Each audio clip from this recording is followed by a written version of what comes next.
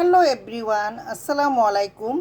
আজ হচ্ছে ঈদের দ্বিতীয় দিন। প্রথম দিন তো কালকে চলে গেল, আজকে ঈদের দ্বিতীয় দিন। ঈদের দিন তো ঈদের দিন, ঈদের প্রথম দিন তো কালকে চলে গেল, আজ হচ্ছে দ্বিতীয় দিন।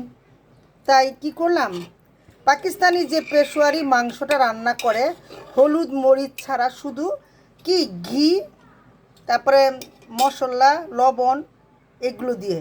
তো এখানে আস্তা আলু দেওয়া হয়েছে আর মাংস। দেখেন মাংসটা কত সুন্দর গলে গেছে, এই যে গলে গেছে মাংসটা। আর আমার মেয়ে খাচ্ছে, এই যে প্লেটের মধ্যে নিয়ে খাইতেছে।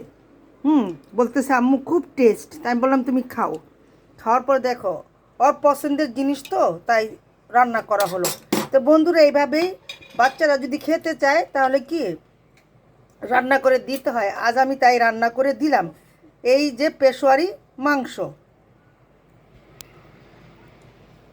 এই পর্যন্তই বন্ধুরা, ভালো থাকুন, সুস্থ থাকুন, আল্লাহ হাফিজ।